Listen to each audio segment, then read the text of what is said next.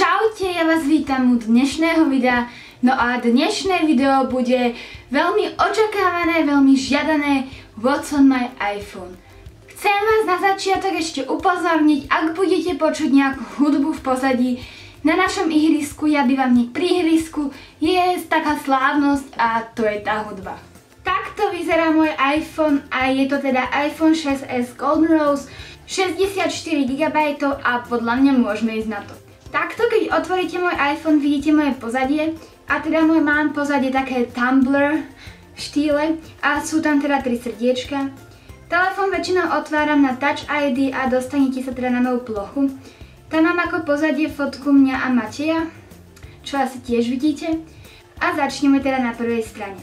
Úplne hore mám správy, potom kalendár, fotky a kameru, počasie, poznámky, hodiny, mapy. Mapy využívam, keď niekam cestujem, alebo keď náhodou musím niečo pozrieť, vzdialenosť a tak ďalej. Fotky, tam mám okolo 5000 fotiek. Potom správy ani moc nevyužívam, lebo píšem si väčšinou cez Facebook alebo WhatsApp. Počasie môžeme pozrieť, je 14 stupňov a počasie používam veľmi často, hlavne keď si pripravujem veci na ďalší deň do školy, aby som vedela, čo si mám obliecť. Potom tu máte apps, čo sú vlastne od Apple, ktoré nepoužívam vôbec. Niektoré vidíte ešte neboli ani otvorené od poslednej aktualizácie, ale nejdu vymazať. Potom tu mám nejaké hry, Potom tu mám nejaké pripomienky. A vlastne keď náhodou niekoho mám zavolať alebo tak mu to tam pripomenie. iTunes Store a App Store, čo máte na Androide akoby Google Play, a iTunes na stiahovanie pesničiek a filmov. iMovie používam veľmi často a je to vlastne aplikácia na úpravu videa. Striham tam väčšinou teda musically, keď náhodou niečo potrebujem zostrihať. Diktafón používam napríklad, ako môžete vidieť, na moju nočnú rutinu a tak ďalej. Keď niečo potrebujem nahrať na videa, tak to nahrám najprv do diktafónu a potom to dám na Mac. Nadstavenia obyčajné, používam to veľmi často. A tuto dole môžete vidieť telefón, maily, tie by som si mala ináč tak pozrieť, ale tak niekedy. Safari a hudbu. To sú vlastne presne tak, ako to upravoval Apple, ako to je nadizajnované, tak to stále mám. Keď ideme ďalej, vidíte Facebook, teda tu mám môj osobný Facebook, používam ho dosť málo, iba tak na nejaké fotky prípadne. A teda toto je môj profil. Nepridávam si tam síce fanúšikov, ale môžete ma tam sledovať. Potom ďalej tu mám Messenger a Snapchat. Teda toto je môj Snapchat account, vidíte, tu točím. Takto sa volám na Snapchate Kajuška25.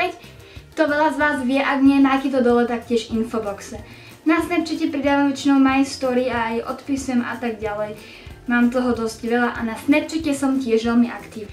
Tu ideme na WhatsApp a WhatsApp používam naozaj asi najčastejšie a je to fakt, že najpoužívanejšia aplikácia u mňa. A potom tu je YouTube. Na telefóne používam YouTube len na pesničky, nepozerám tam žiadne videá, ale napríklad aj keď odpovedám na komentáre, tak to je ľahšie vlastne odpovedať takto cez telefón, ako keby že mám odpovedať cez počítač. Keď ideme ďalej, máme tu retriku, čo je úplne super. Máte tu teda rôzne efekty, používam to naozaj veľmi často, lebo tie efekty sú fakt top.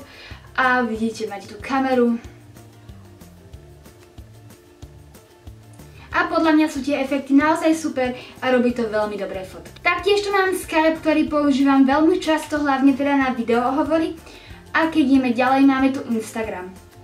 Na Instagrame som v poslednej dobe tiež dosť aktívna, takže ak ma ešte nesledujete, určite ma sledujte. Mám to zaradené vlastne na jednej stránke mám teda 8 aplikácií a ideme na ďalšiu.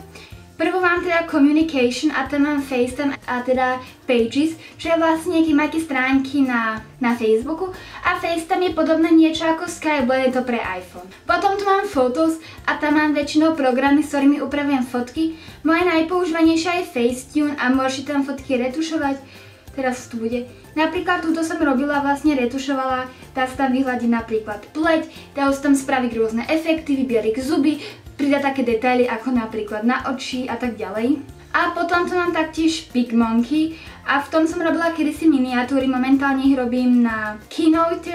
Takže tu mám PicMonkey, PicCollage, kde robím vlastne koláže rôzne a tak.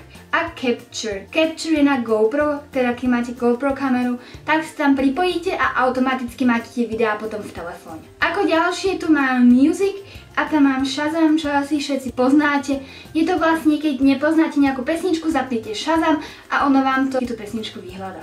Potom Musical.ly a teda na Musical.ly sa volám takto, asi to tiež všetci viete, ale veľa z vás mi píše, že ma neviete nájsť. A teda tiež som na Musical.ly dosť aktívna, takže ak ma tam ešte nemáte, kľudne si ma pridajte. Potom tu mám Games, mám celkovo 4 hry, teda 2048 deje spájate čísla, Cast Code, to máte takú hru, kde musíte vlastne uhádnuť tie guličky, Chicken, to máte, to kričíte a Color, tam skáčete s tou loptičkou cez tie farby. Potom tu mám ÖBB Scotty, čo je na vlaky v Rakúsku. Keď niekam cestujem, používam to naozaj veľmi rada, lebo tam mi to vyhľadá, aký vlak mi kedy ide, odkiaľ, za koľko tam som a tak ďalej. Potom tu mám Antis Mobile, čo je vlastne profil mojej školy. A teda tu vidíte, aký mám rozvrh, momentálne žiaden, lebo dneska som nemala školu, ale tu to vidíte. Potom tu mám Love Days aplikáciu a to je úplne úžasná, super cute aplikácia a je to teda s Matejom, asi chápete. A máme tu teda, že koľko dní sme spolu a vidíte to vlastne, že kedy ste koľko spolu a teda o 19 dní sme spolu už 100 dní. To je fakt top.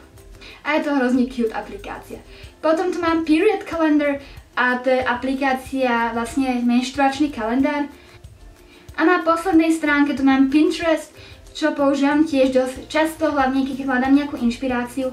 A väčšinou teda na citáty alebo tak. A potom tu mám Telekom aplikáciu, tam sa musím prihlásiť a vidím, aký mám stav mobilu, teda účtu, koľko som minula dát, koľko som prevolala minút a tak ďalej.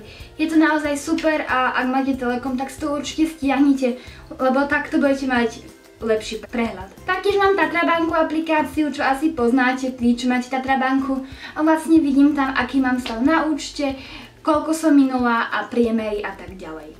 Ako poslednú aplikáciu tu mám Spotify, už to nepoužívam tak často, ale väčšinou, keď mám dosť zlý internet, alebo som minula veľa internetu a nejde mi načítať YouTube, tak si dám Spotify a počúvam teraz Spotify. Toto by bolo vlastne všetko, dúfam, že som nevynechala žiadnu aplikáciu, ale asi nie. Nemám tam nič zaujímavé a momentálne mám tento obal z Mickey Mouse a je to hrozne cute podľa mňa a hrozne sa mi páči.